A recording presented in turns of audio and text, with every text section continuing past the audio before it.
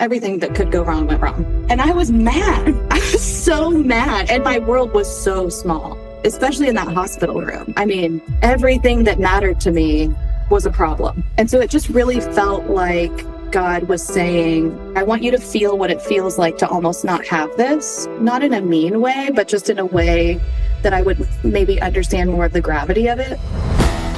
Welcome to the Up Your Average podcast, where Keith and Doug give no-nonsense advice to level up your life. So buckle up and listen closely to Up Your Average.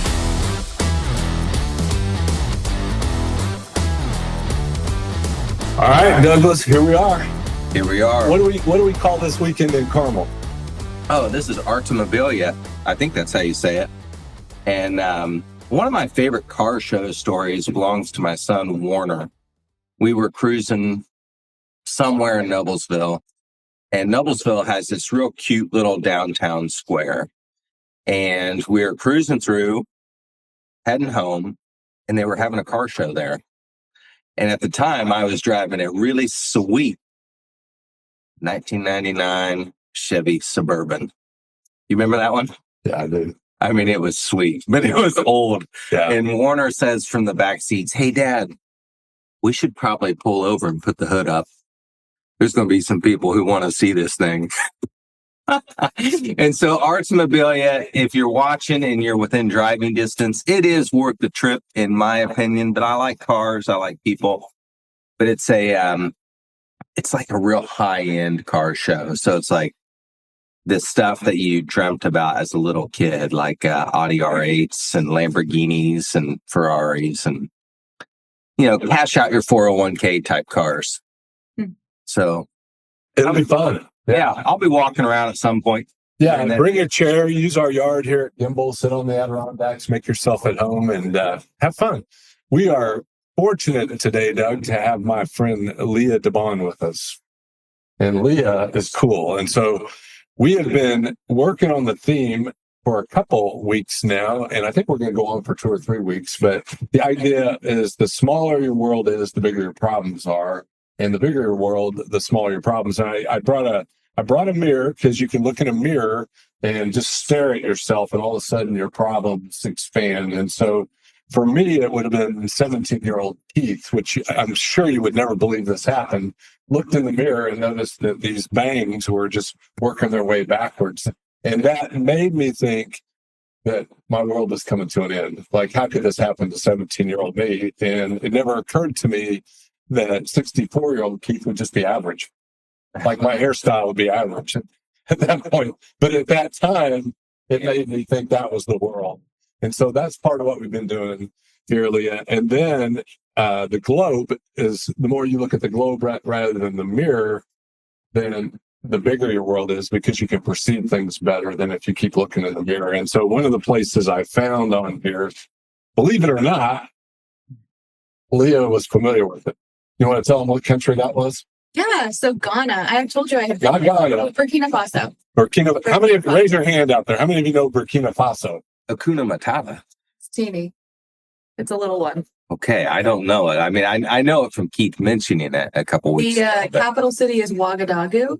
In Burkina Faso? Say that for Ouagadougou. Ouagadougou. You guys walk your dog who? You guys need to know that today. And the reason I bring that up and why you look at the globe is when I went to look at it, there's 23 million people that live there. And I don't know how big that is, other than imagining Indianapolis is roughly 1 million people. And so there's a place, Burkina Faso, that's 23 times bigger than Indianapolis, that I'd never heard of.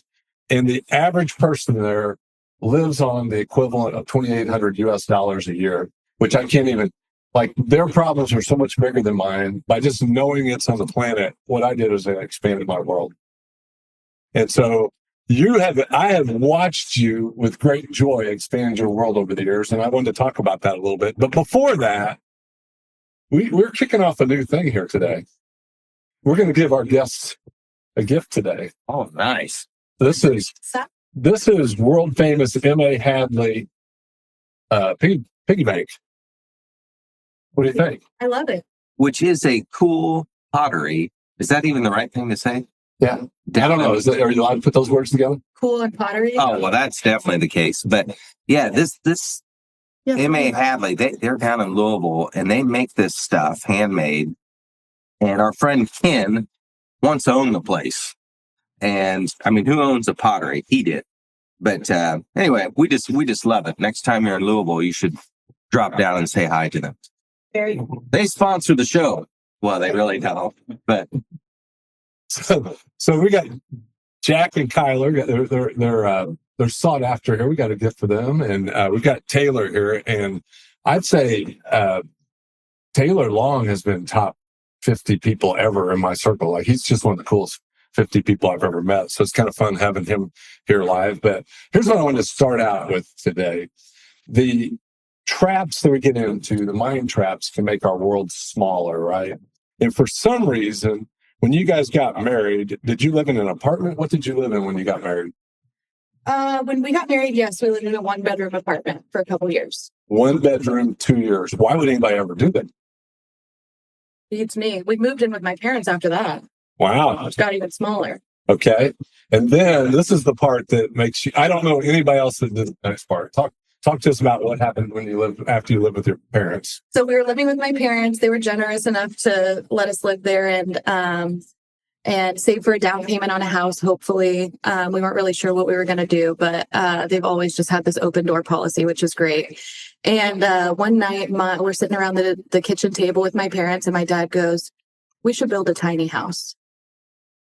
And I was like, really? I think we should too. We'd been watching the show and kind of like, oh, well, this is how we would do it. This is how you would do it. And so we did. We built a tiny house on my parents' property on a trailer with the intention of building it as an investment and then selling it and using that money as a down payment on a home. And that's what we did. how big was the trailer? Like they had dual axle or single axle? It was a dual axle, yeah. The whole thing was 210 square feet, including the lofted space. You that are listening, 210 feet, 210 square feet. How long did you live there? Actively 6 months. Yeah. 6 months? Okay. That's a long time. I lived in some amount less than that in an RV for 2 weeks, and it seemed like an eternity. So Yeah, and we had a cat and a dog. So yeah, We almost didn't build it though. really. The Canada border almost stopped us from building it. Oh, I remember that. Yeah. yeah. You may not know this little resume piece of mine, but I did do some work on that tiny house. I don't remember what all I did, but I remember in there working. So yeah, it was. Did you sell it?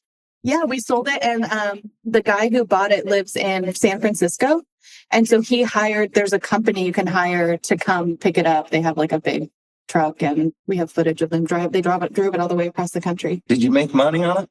Yeah.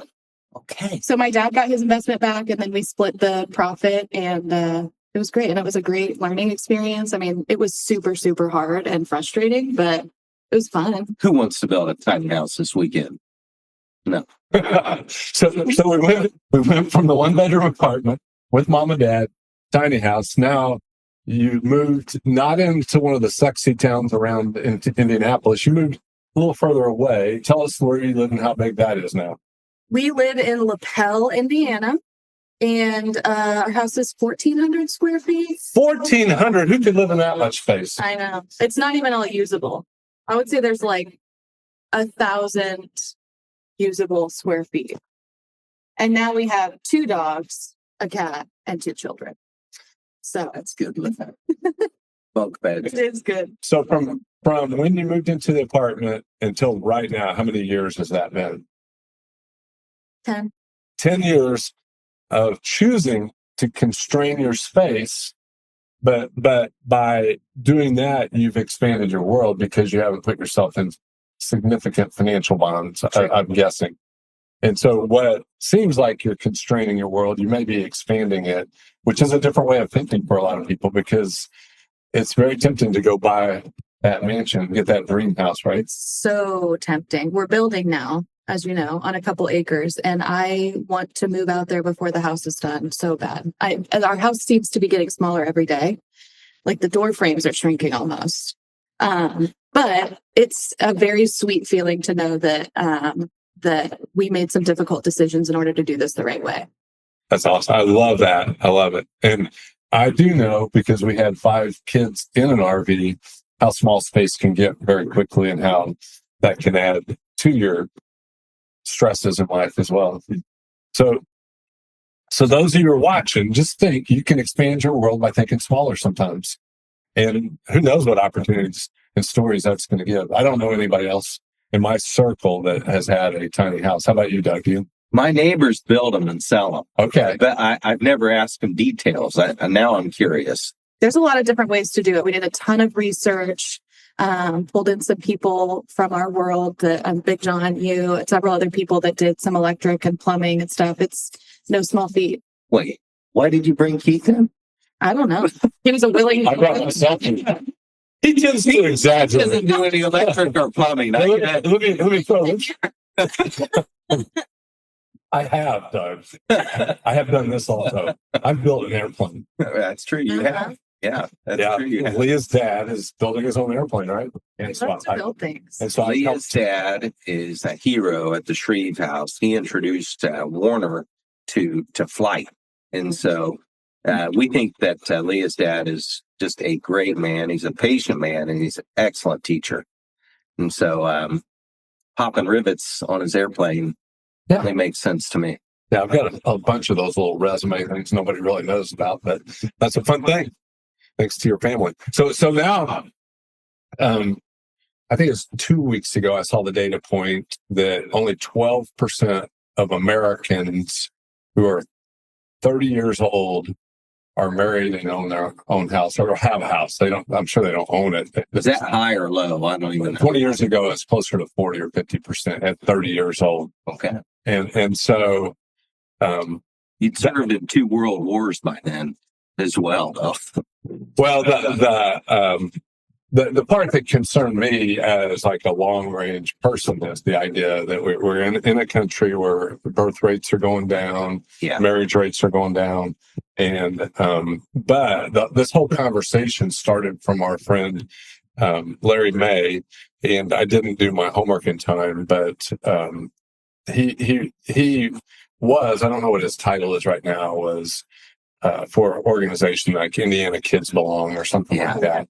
And so briefly talk to us about Kyler, like how did Kyler come into your life? Because I don't even know the story of how that all happened for you guys. So Yeah, so our oldest son, he is 6.5, and we decided shortly after in 2019, we moved into the house that we're in right now, and had been trying to have kids, wasn't really working out. I didn't really want to go the medical route. And so we decided, well, let's try fostering.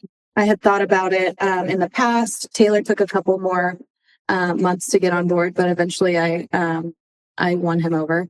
And so we signed up to foster at the beginning of 2020, and were licensed very quickly within like 2.5 months. And 3 days after we got our license, we got a phone call in the middle of the night that there was a 10-month-old little boy in Anderson that needed somewhere to stay for the night. Wow. And we had kind of stopped our training right at where we had completed all the foster portion, but we were like, we don't really want to let's foster for a while. We don't want to adopt. And I had kind of convinced myself that I didn't want kids. I couldn't have kids, so I didn't really want them. And that made me feel better about not being able to have them. And so we got this little boy, and long story short, we never gave him back. And now he's our son. So it was a really, really long journey. Working with DCS is not for the faint of heart. And tell us what DCS is. Department of Children and Family Services. Okay. They have multiple 3-letters that mean the same thing, but essentially CPS, DCS. And then also just like walking alongside him and his birth mom was not an easy thing. That definitely expanded my world. I feel like before then I was kind of raised in this bubble, and I had done like kind of mission trips and like disaster relief. And I had kind of sort of stepped my foot out of this like first world area that I grew up in, but I had not really allowed myself to feel what some of these people who were living down the street from me were feeling, how they were raised, how they, what their worldview was. And it becoming his mom opened my heart in a way that even becoming a mom to my youngest son, who is biologically mine, didn't. I have a different connection with either of them, but the connection that I have with Kyler has expanded my mind and my heart so much. So yeah, I don't know. How many years did you walk alongside of your son's mom? Let's see. So we got him a couple weeks after lockdown. COVID happened. Oh, wow. Yeah, so that was intense. We're just like, all of a sudden we have a 10-month-old and we can't leave the house, and we've never had kids before. Did you get instructions? No, I called my mom that night and I was like, what do these eat? Because I don't know. And we had all of these infant clothes. We didn't think we were going to get a 10-month-old. We weren't expecting that the child we got would be mobile, and he's like crawling. So let's see. We got him at the beginning of 2020, and then 2021. The rest of that year really was mostly virtual just because of COVID. And Taylor and I made a decision to intentionally distance ourselves in certain ways from his mom so that we could stay impartial, because there's legal proceedings going on. And so in order to not be called to testify at any of the parental rights trials or anything like that, it's best if we just are the foster parents and that's it. So he would be picked up for visitation. We never met her until after the adoption was final, but I had like digital communication with her. And it was super hard. Yeah. Because he's her baby. Right. But she's not making good choices and she's not keeping him safe. And he's been given to us, and it's just not how God intended family. And so it feels really unnatural and kind of like just gross. But at the same time, that this has been placed in your life and in your family for a reason to make it not gross. High fives to all you guys. I'm sure those were a lot of nights of tears and all kinds of emotions and conversations, and really high fives to everybody.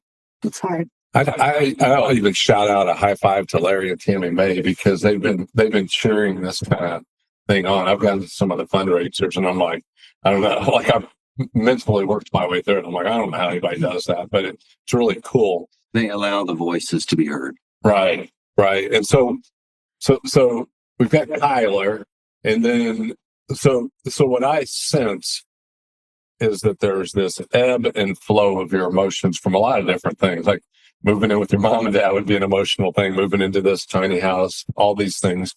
Then you get COVID lockdown, which is throwing a lot of emotions at you. And then learning what you're doing, and that would have been a roller coaster. And then when did you look at the thing and that was wild. Talk to us about. What do you mean, look at the thing? Pregnancy test. Oh, okay. Yeah, I've never looked at one of those. Taylor hasn't either. I was by myself.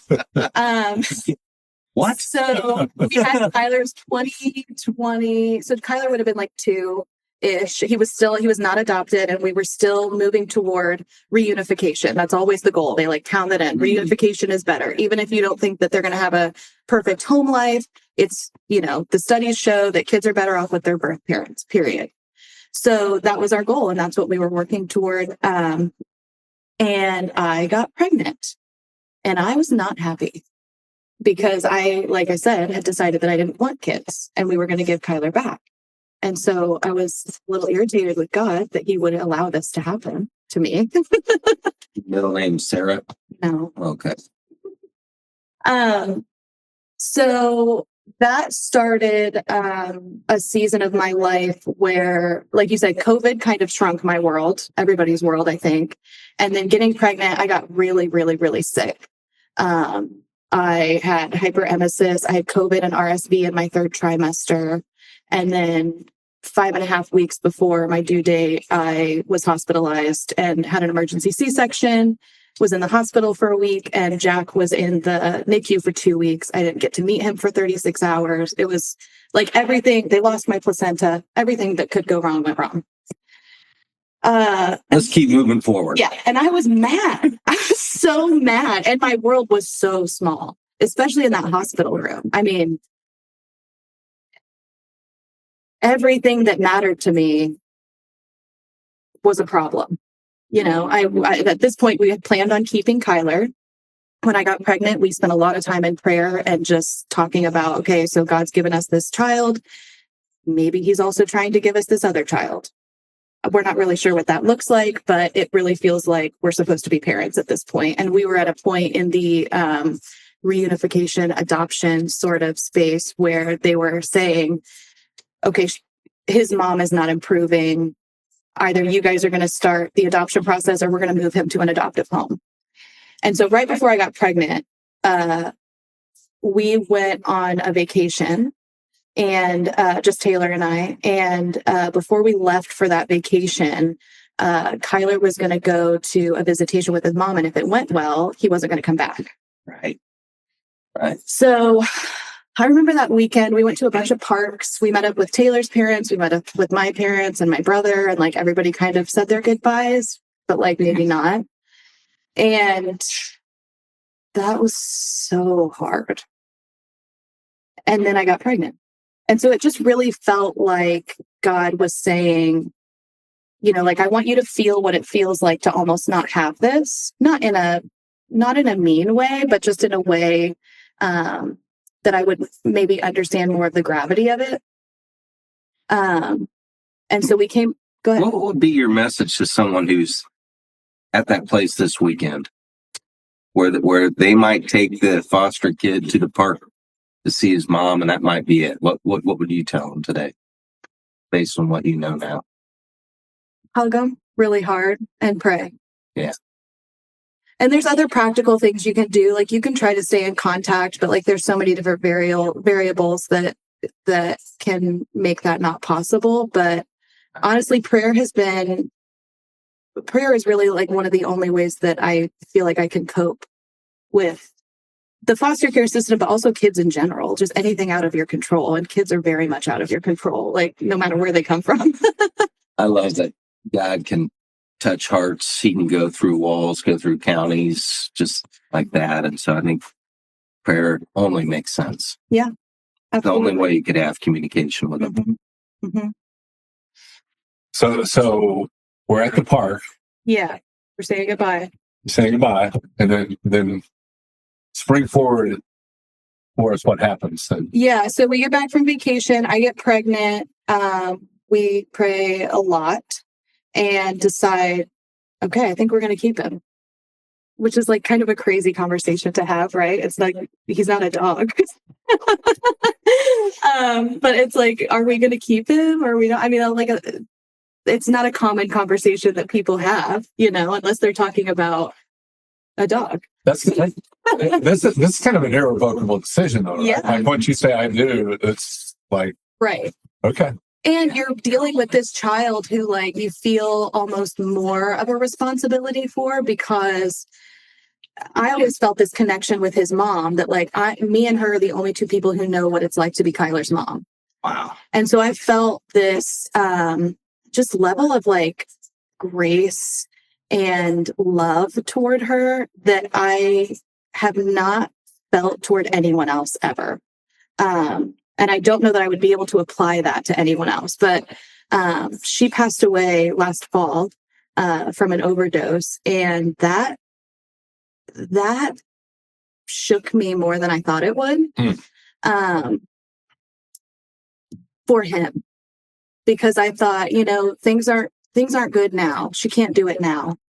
But maybe she can. Or maybe she can be his friend. Maybe he can know where he came from. Maybe he can see how much she really wanted to do it. She wanted to love him. She loves him, but she wanted to be able to provide that for him. And I wanted him to see that. And so when she passed away, just knowing that he would never get that from her in the first person was another layer of responsibility, right? Because then it's like, okay, now it's my job too, not only to be his mom, but to teach him who his first mommy, that's what we call her, his first mommy is. What and a legacy. What all she did for him, because she raised him for 10 months, and that's not nothing. I've raised a baby from 0 to 10 months, and it's very hard. So, and she did it with way less support and with way less just community. And so I'm just very impressed by her. And I wish that she could have stuck around. I wish that she could have been more part of our lives. But I'm grateful that I have him, and I'm grateful to her for that.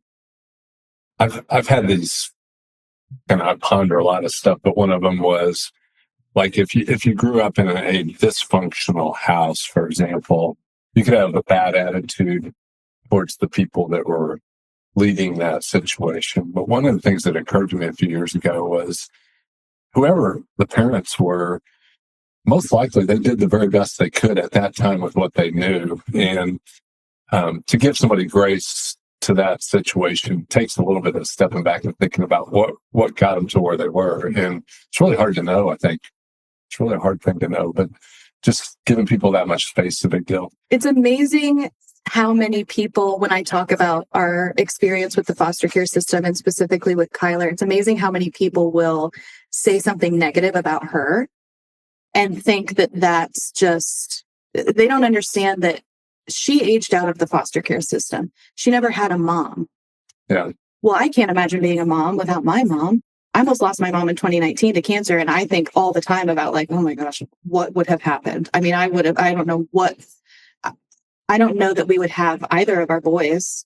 I mean, there's just so much that a mom and a dad, she didn't have that either, but there's so much that a mom offers that becomes who you are. So man, there's so much that we could go to. I want to make a shift, if you're okay.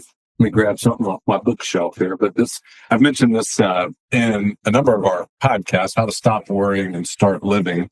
Found this book last summer, I think, and bought enough copies that I could share it with anybody. So, and my kids have heard me say this over and over, that you guys talk differently than I do. And so you being generally people your age have a phrase that I never said, and I catch myself saying it now. And I said it differently. You say, I feel like. And what I said in that same season was, I think. Does that make sense?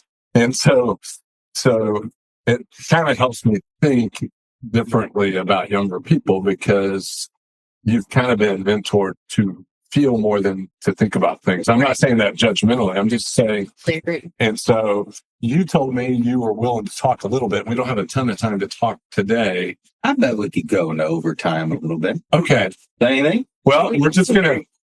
This topic, I asked Leah if she'd come back in a few months and go in so I could research it a little more. So we'll go a little over time, because this topic, I think, is a huge deal. Yeah. But what were the letters you texted me that you were willing to talk about? Because I didn't know what it was. SSRI. SSRI. Do you know what that is, Doug? Selective serotonin reuptake inhibitor. It's an antidepressant. I still don't know what it is. Okay. Be grateful that you I know what that is. Right. And I'm not saying this conversation is just to talk about what are you doing with it, because this book, when I read it, I thought, my goodness, this book answers a lot of questions I had in 1992 that nobody had talked to me about. But so if you're involved with an antidepressant, then I'm taking it, you must have been diagnosed as depressed. Yeah. About 13 years ago, when I was 18 years old, and my whole world was sort of imploding from a family and church scandal. They were like, you know what your problem is? You're depressed. Okay. You have a brain condition. Okay. Is that how they said it, or they said it some other way? Or no, I mean, they said you have a chemical imbalance in your brain, so you need these drugs. And how was that being expressed to you personally? What were you experiencing at that point? I had gone to a Christian counselor that I was not a fan of, so I stopped going to her. And then I started going to a psychiatrist up in Lafayette while I was at Purdue going to college. And I think it was our first meeting. I sort of explained what was going on just situationally and then how I felt about it. And she said, I think that this drug could really help you. I don't remember if she said, we can do this short term or not, but it ended up not being short term. But it was 13 years ago too. So my memory is failing me. So what I think, this is my opinion, what has evolved generically is, and what Carnegie talked about here was sometimes you have to learn coping skills. And so when I was talking about the Burkina Faso, the stuff that the people were dealing with every day was probably, I don't want to minimize what you were going through, probably a lot worse than what you were going through, but you only had your small world to put it in perspective. Right. And so if you had that day to do over, because you were telling me tapering, is that what you were talking about? Yeah, so tapering off. So basically, since then, I've added another medication and then steadily increased for 13 years. Until now, I was basically maxed out. I couldn't go anymore on those two drugs. So we were either going to add another one, or what are we going to do? I mean, I have this brain condition. I don't have the right chemicals in my brain, so we have to do something. I can't fix it. So you had a traumatic event that kicked this off. I know your mom battled cancer. We talked about your house and all the volatility there. They used to have a scale of the high stress events in life. I would think those three would be pretty high. My pregnancy and delivery was having a child would be high. Yeah. And then having a child that you may have or may not have, that may not be on that list, but it blows my brain even to think about that. So you've had all these emotional things, and in the midst of that, you're tapering. Well, in the midst of all of that, I was increasing. Okay, but yeah, now I'm tapering. I started tapering in June of this year. How does someone start doing that? Do you raise your hand and say, I'm going to start tapering, or? It depends on how involved your doctor is. I messaged my doctor and I said, hey, I want to start tapering. Is it a good idea? I think it depends. I was starting to feel nothing, and it's hard to describe that because I had been on them for so long. Just in the last couple of months, I've started to feel again. And so it's hard for me to describe like feeling nothing, because it was almost like I started feeling nothing even more, which is a hard thing to put into words. But I wouldn't recommend people just taper off their antidepressants willy-nilly. Yeah. Don't do that. Yeah. And don't stop taking them. If you just stop taking them, they will cause serious brain damage. They're very, very serious drugs, especially benzos, which I'm not on. So I don't even know, like one of our kind of mantras at Gimbal is think differently. I don't know how you even would start that process. Like how, if you're feeling nothing, what happened that one day you're like, maybe I could feel again? Like, I don't even know how you would stop thinking the other way. I really think it was God. I really just think the Spirit prompted me to start thinking differently. And what I started thinking differently about was these medications. And I think that was the first step of, once I started tapering down, then it was like, okay, now this feeling's getting a little bit more. Now I really feel like I need to get off of these. Oh wait, now I'm discovering more things about myself. Oh wait, I can feel this emotion now. And so I'm like learning. I'm learning more and more about myself. But the first sort of spark, I don't know. I can only credit that to God, because when you're feeling nothing, it's hard to feel anything, you know? Yeah, that's what I was wondering. And I would think that there would be this thought in your head, if I taper from this and something goes off the rails, what am I going to do now? I don't know if that was a thought you've processed, or. I wrote this down the other night, actually, and shared it with Taylor. I was journaling, but I said, so SSRIs they can be numbing. I've heard them described that way. And that's it's not for everybody, but it's very accurate for me. And another thing that helped me when I started this tapering journey is because of how some of my medications were formulated, I had to go on a twice a day regimen, because I was taking an extended release capsule and I couldn't cut it. And so I'm like at home cutting, like I have a pill minder in my bag. I'm cutting, I'm taking down just milligrams a day to try to get off of these safely. But I couldn't do that with one of my medications. So I had to message my doctor and I said, hey, I want to taper. Can you send me a prescription for this immediate release version? my doctor's not involved in my life. So she was like, sure, sent it, no big deal. She's like, good luck with your taper. So what happened is I got really strict about when I was taking my meds because I was taking them twice a day now. Not realizing that I had been really bad at taking my meds before, only taking them like every other day, every third day. And so all of a sudden I was on way more drugs than I even had been before I wanted to taper. That's interesting. And my emotions were gone. I felt nothing. I mean, Taylor and I would be driving in the car and I'm just like a zombie. And so I felt like that was a blessing in disguise because it confirmed like, okay, I'm on more of these now and I'm feeling way less. So And you started to own it and keep score. Yeah. So I wrote this down the other night. I always assumed that turning my feelings up would be horrible. Because when I turned them down, it was because they were horrible.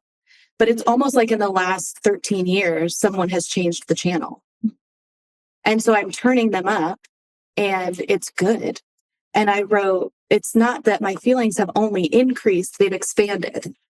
And so my emotional vocabulary is exploding. I felt joy and gratitude and hope multiple times lately. So I know it's not a fluke because I can be very cynical and be like, well, like it's because it's sunny outside or something, but it's like, it's becoming consistent. I'm driving in the car and noticing the trees and just like, I'll find that I have a little smile on my face for no reason. And it's like so magical. It's cool to feel things. Now, Doug, we were talking yesterday. It's magical to feel things. What do you think? Is that our title? I mean, magical. Yeah, I think that sounds pretty good. Yeah. I mean, I'll let you know how it goes. It's been magical to hang out with Billy. I hope you all enjoyed our time together. And I bet we have you back because I really love to jump into this and talk to it specifically for you, see where you're at and help other people that might want to talk and learn about it as well. Absolutely. Anytime. You guys have a great weekend and thanks for hanging with us today. We'll see you soon.